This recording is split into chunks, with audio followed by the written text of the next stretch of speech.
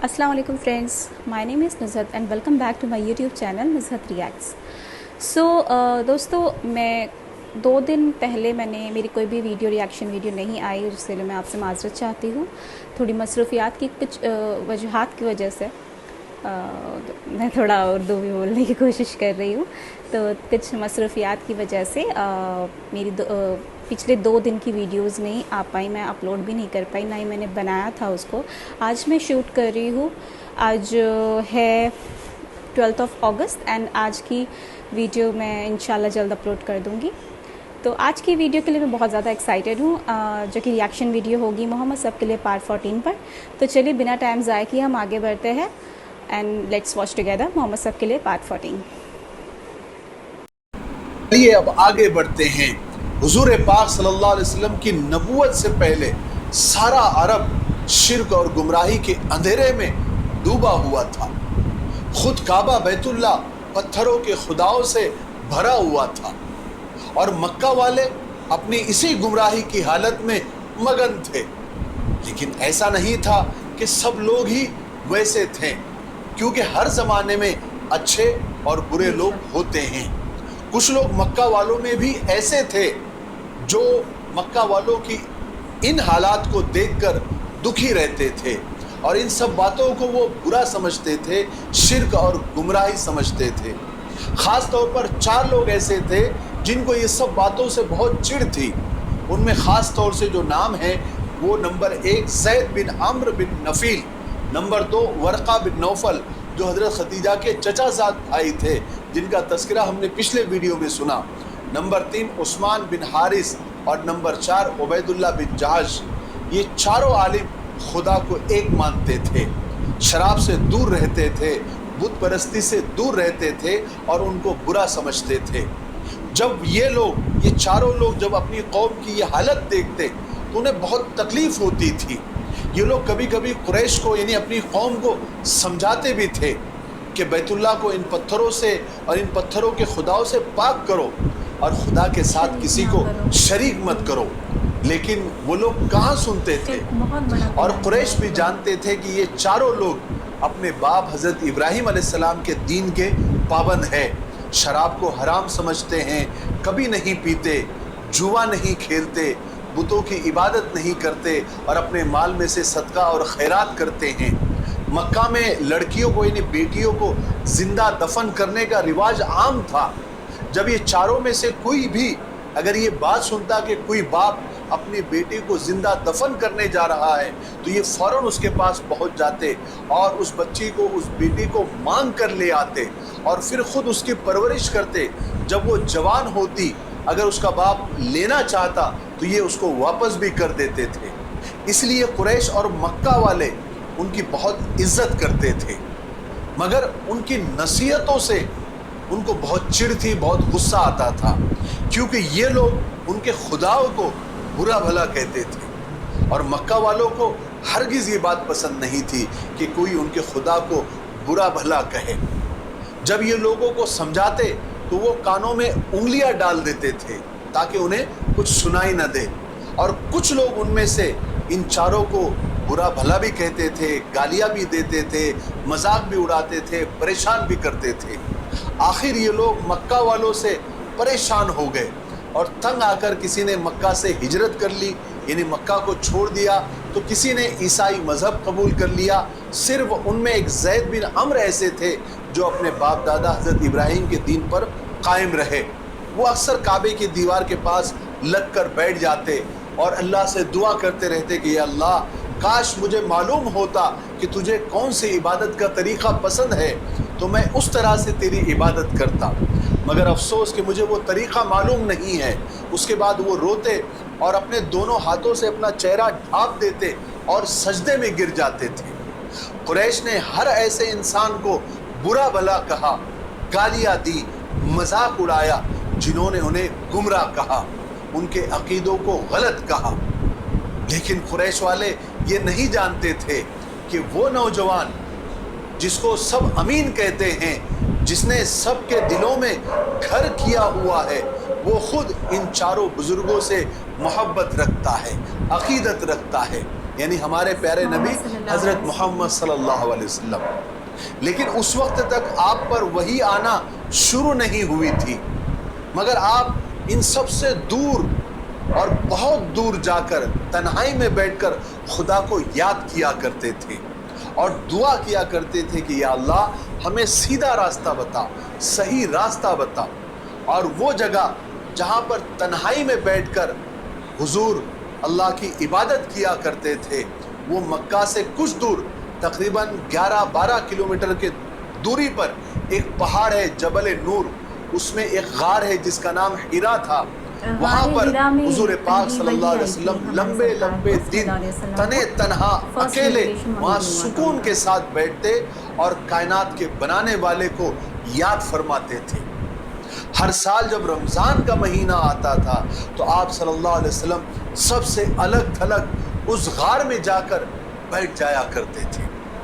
وہاں نہ شور و غل تھا، نہ کوئی ہنگامہ تھا، اس لیے آپ اطمینان کے ساتھ غور و فکر میں ڈوب جاتے تھے. آپ صلی اللہ علیہ وسلم کے پاس تھوڑا سا کھانا ہوتا تھا جو آپ خود ساتھ لے جایا کرتے تھے یا گھر والے آپ کو پہنچا دیا کرتے تھے، اور آپ تھوڑے سے کھانے پر گزارا کر لیا کرتے تھے. اسی طرح آپ کے دن اور راتیں گزرتی اور آپ سوچتے رہتے، جہاں حق اور سچائی کو دیکھتے اس طرف جھک جاتے اور جسے برائی سمجھتے اس سے پرہیز کرنے لگ جاتے. آپ سوچتے کہ جس دنیا میں آپ زندگی گزار رہے ہیں اس کی حیثیت کیا ہے، اس کا راز کیا ہے. آپ چاہتے تھے کہ یہ پردے ہمارے سامنے سے ہٹ جائے اور حقیقت کھل کے سامنے آ جائے. چنانچہ رسول پاک صلی اللہ علیہ وسلم اسی حال میں جوان ہوئے. اللہ نے آپ کو اپنی حفاظت میں رکھا اور تمام گندگیوں سے دور رکھا، پاک رکھا. اس کے بعد کئی سال اس طرح گزرے. رسول پاک صلی اللہ علیہ وسلم کے دن اور رات اسی طرح آپ گزارتے. تھوڑے تھوڑے وقفے سے آپ کئی دن غار میں چلے جاتے، اور جب رمضان آتا تو آپ پورا مہینہ وہیں پر گوشہ نشین ہو جاتے، یعنی وہیں پر رہتے. پھر جب مکہ تشریف لاتے تو سب سے پہلے بیت اللہ جاتے، کعبے کا طواف کرتے، پھر حضرت خدیجہ اور اپنے بچوں کے پاس تشریف لاتے. حضرت خدیجہ رضی اللہ تعالیٰ عنہ بڑے پیار سے پوچھتی، آپ خیریت سے تو ہے محمد صلی اللہ علیہ وسلم؟ آپ بھی بڑے پیار سے جواب دیتے، خدا کا شکر ہے خدیجہ. پھر بچے آپ کے پاس جمع ہو جاتے. جو بچے چھوٹے ہوتے وہ آپ سے لپٹ جاتے، اور جو بڑے ہوتے وہ آپ سے پوچھتے کہ ابو آپ کہاں جاتے ہو؟ ہم کو بھی آپ کے ساتھ رہنا ہے، ہم کو بھی آپ کے ساتھ جانا ہے، ہم بھی آپ کے ساتھ جانا چاہتے ہیں. آپ ان کو بڑے پیار سے جواب دیتے، ان کے ساتھ بڑے پیار سے پیش آتے اور بڑی محبت سے ہر ایک کو جواب دیتے تھے. اور آپ صلی اللہ علیہ وسلم جب تک گھر میں رہتے وہ وقت گھر والوں کے لیے، بچوں کے لیے، خود حضرت خدیجہ رضی اللہ تعالیٰ عنہ کے لیے بڑی خوشی اور مسرت کا وقت ہوتا تھا.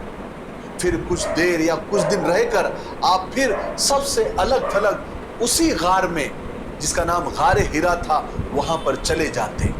لیکن خوشی کی یہ گھڑیاں جو آپ بچوں کے ساتھ گزارتے وہ زیادہ دنوں تک باقی نہیں رہی، کیونکہ تھوڑے ہی عرصے کے بعد، تھوڑے ہی مہینوں کے بعد جو آپ کی نرینہ اولاد تھی، یعنی جو آپ کے بیٹے تھے، لڑکے تھے، وہ ایک کے بعد ایک اس دنیا کو چھوڑ کر چلے گئے، یعنی ان کا انتقال ہو گیا. سب سے پہلے بیٹے جناب قاسم کا انتقال ہوا، پھر جناب طیب کا انتقال ہوا، پھر آخر میں جناب طاہر کا انتقال ہوا. سب ایک ایک کر کے اللہ کو پیارے ہو گئے. اس طرح آپ نے غم کے بڑے بڑے پہاڑوں کو برداشت کیا. سب سے پہلے تو آپ نے بچپن میں اپنے ماں باپ کو بچھڑنے کا صدمہ اٹھایا، اب جوانی میں اولاد کو کھونے کا غم برداشت کیا. صرف آپ کی 4 بیٹیاں، 4 صاحبزادیاں رہ گئی، جن کا نام حضرت زینب، حضرت رقیہ، حضرت ام کلثوم اور سب سے چھوٹی حضرت فاطمہ رضی اللہ تعالیٰ عنہما. جب حضرت زینب رضی اللہ تعالیٰ عنہ جوان ہوئی تو آپ صلی اللہ علیہ وسلم نے حضرت خدیجہ رضی اللہ تعالیٰ عنہ کے بھانجے جناب ابو العاص ابن ربیع ابن عبد شمس سے آپ کی شادی کروا دی. اس کے بعد آپ کی دوسری بیٹیاں حضرت رقیہ اور حضرت ام کلثوم کو اپنے چچا ابو لہب کے 2 لڑکے عتبہ اور عتیبہ سے نکاح کروا دیا۔ اب آپ کے پاس صرف آپ کی چھوٹی بیٹی حضرت فاطمہ رضی اللہ تعالیٰ عنہ رہ گئی، جو ابھی بچی اور کم عمر تھی۔ اس کے بعد آپ کا کوئی بیٹا نہیں ہوا، لیکن خدا کے فضل سے آپ کو ایک ایسا بیٹا مل گیا جو آپ کے لیے اولاد جیسا ہی تھا، اور آپ اس کے لیے باپ جیسے ہو گئے۔ ہوا یہ تھا کہ ایک مرتبہ حضرت خدیجہ رضی اللہ تعالیٰ عنہ اپنے بھتیجے حکیم بن حزام سے ملنے کے لیے گئی۔ اس کے پاس ایک خوبصورت لڑکا تھا جس کا نام زید بن حارثہ تھا، جو انہوں نے یعنی حکیم بن حزام نے اوکاس کے بازار سے اس کو خرید کر لے آئے تھے۔ پہلے بازاروں میں غلام اور باندیا بیچنا اور خریدنا ایک عام بات تھی، تو حضرت خدیجہ رضی اللہ تعالیٰ عنہ کو وہ لڑکا اچھا لگا، پسند آیا۔ انہوں نے اپنے بھتیجے کو پیسے دے کر اس کو خرید لیا اور خرید کر اپنے گھر لے کر آئی۔ تو حضور پاک صلی اللہ علیہ وسلم نے اس لڑکے کو دیکھا تو اس کے چہرے سے شرافت اور عزت ایسے ٹپک رہی تھی۔ آپ نے پوچھا کہ خدیجہ یہ لڑکا کون ہے؟ تو حضرت خدیجہ رضی اللہ تعالیٰ نے فرمایا کہ یہ میرے بھتیجے نے یعنی حکیم بن حزام نے اوکاس کے بازار سے خرید کے لایا تھا، میں نے اس سے خرید لیا ہے۔ حضور نے فرمایا خدا کی قسم اس بچے کے چہرے سے مجھے عزت، شرافت اور بلندی کے آثار نظر آ رہے ہیں۔ آپ صلی اللہ علیہ وسلم نے اس لڑکے سے پوچھا بیٹے تمہارا نام کیا ہے؟ تو لڑکے نے جواب دیا کہ زید بن حارثہ۔ پھر آپ نے پوچھا تمہارا نسب کیا ہے، تمہارا خاندان کیا ہے؟ تو زید بن حارثہ نے اپنا پورا نسب بتایا۔ پھر حضور پاک صلی اللہ علیہ وسلم نے حضرت خدیجہ سے فرمایا اے خدیجہ کیا یہ لڑکا تم مجھے دے سکتی ہو؟ حضرت خدیجہ نے فرمایا حضور یہ آپ کا ہو گیا۔ حضور پاک صلی اللہ علیہ وسلم نے اسی وقت زید کو آزاد کر دیا اور اپنا بیٹا بنا لیا۔ اس کے بعد آپ صلی اللہ علیہ وسلم نے زید کے ماں باپ کو اس بات کی اطلاع دی تاکہ انہیں اطمینان ہو جائے۔ اس کے کچھ ہی دنوں کے بعد زید کے والد اور چچا حضور کے پاس آ گئے اور آپ سے کہا کہ ہم زید کو لینے کے لیے آئے ہیں، آپ زید کو ہمیں دے دیجئے۔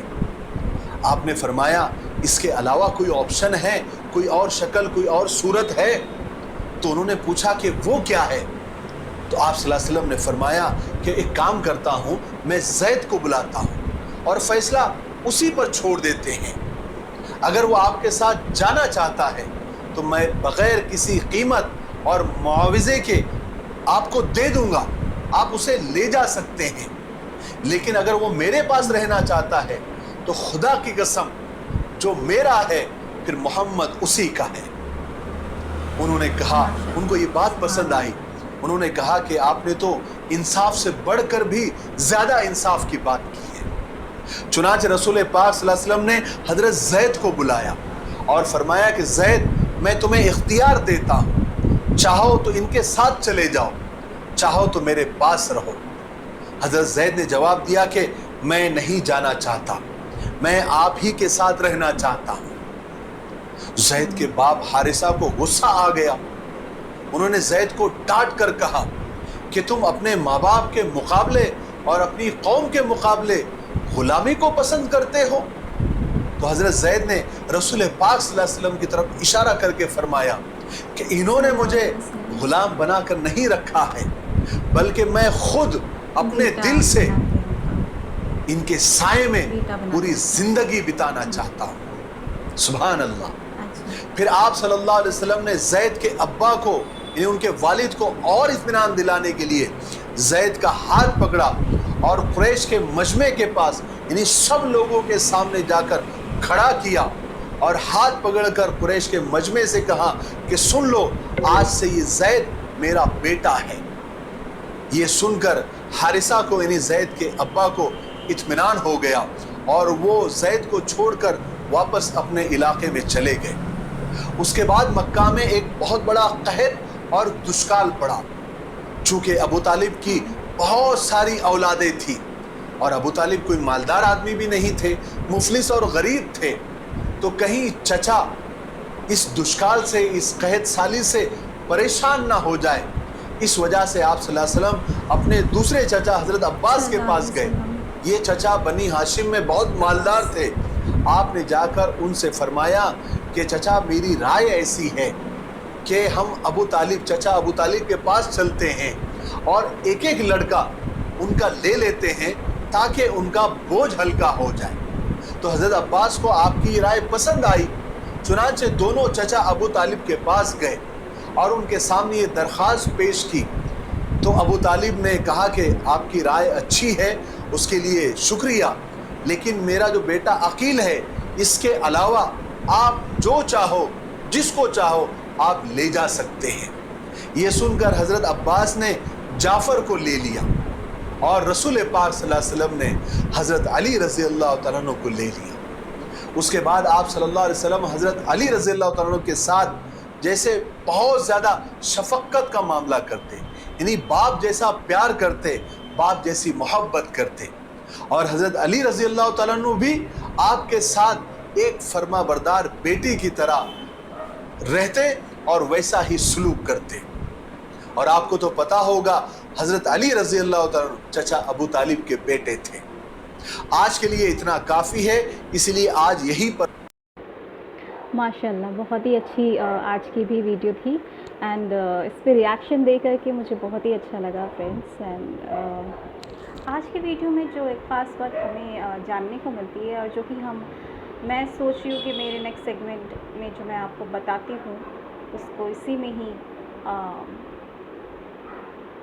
کنکلیوڈ کروں کہ ہمارے جو پیارے سرکار ہے صلی اللہ علیہ وسلم, ان کی زندگی اتنی خوبصورت تھی اور اتنی انہوں نے اتنے سمپل طریقے سے اس کو جیا ہے کہ ہمیں ہر چیز میں سبق ملتا ہے اگر ہم ان کی زندگی کو دھیان سے دیکھیں گے.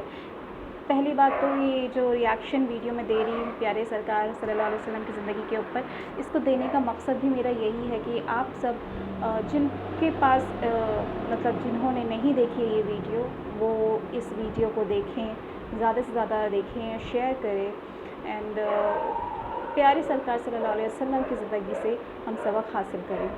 تو آج کی ویڈیو میں جیسا ہم نے یہ دیکھا کہ ہمارے سرکار صلی اللہ علیہ وسلم کسی کو بھی کوئی بھی, چاہے وہ غریب ہو, چاہے وہ امیر ہو, چاہے وہ جیسا بھی ہو, وہ سب کو برابری سے ہی دیکھتے تھے اور سب کے ساتھ بہت اچھا سلوک کرتے تھے. جیسے زید بن حارث تھے, انہوں نے اپنا بیٹا بنایا اور ان کے ساتھ بہت اچھا سلوک کیا, اچھے سے ان کے ساتھ پیش آئے اور ان سے محبت کا تعلق رکھا. تو یہ چیز ہمیں بھی اپنانی چاہیے دوستوں. اگر ہمارے پاس جیسے کچھ غریب, کبھی آپ جاتے ہوگے آپ شاپنگ کرنے یا پھر باہر نکلتے ہوگے گھومنے پھرنے کے لیے, تو جو غریب لوگ آتے, غریب بچے یا پھر جو پیسہ مانگنے والے راستے پہ دکھ جاتے ہیں, تو ہمیں ان کو جھڑکنا نہیں چاہیے, ڈانٹنا نہیں چاہیے. بھلے ہی ہم ایسا کر سکتے ہیں کہ ہاں ہم کو تھوڑا سا سمجھا دیں کہ دیکھو آپ کام کر سکتے ہو تو آپ کام کرو, لیکن ہمیں ان کو جھڑکنا نہیں چاہیے کہ نہیں ہٹو جاؤ. یہ سب چیزیں اللہ کو بھی پسند نہیں ہیں. اور ہم کون ہوتے ہیں یہ کرنے والے, کیونکہ اللہ پاک نے ہم کو جس چیز سے نوازا ہے ہمیں ہمیشہ شکر کرنا چاہیے کہ ہمیں دینے کے قابل بنایا اللہ پاک نے. تو اگر کوئی ہمارے در تک آتا ہے, کوئی ہم سے مدد چاہتا ہے, تو ہمیں اس کی مدد ضرور کرنی چاہیے اور ہمیں اسے خالی ہاتھ نہیں لوٹانا چاہیے, اسے ڈانٹنا نہیں چاہیے, اسے پیار سے پیش آنا چاہیے. تو یہ تھی آج کی میری اچھی انفارمیشن. آئی ہوپ آپ لوگوں کو اس سے سیکھنے کو بھی ملا ہوگا. اور بہت سے لوگ یہ چیزیں فالو کرتے ہیں, اور جو نہیں کرتے ہیں تو پلیز آپ بھی اس کو فالو کرنا اسٹارٹ کریں. اینڈ تب تک کے لیے ہم انشاءاللہ ملتے ہیں نیکسٹ ویڈیو میں, وچ از ریاکشن ویڈیو آن محمد سب کے لیے پارٹ 50. تو دعاؤں میں یاد رکھیے, میرے چینل کو لائک, شیئر اینڈ سبسکرائب کرتے رہیے اینڈ اپنے پیارے پیارے کامنٹس بھی ہمیں دیتے رہیے. تب تک کے لیے دعاؤں میں یاد رکھیے. اللہ حافظ, فی امان اللہ.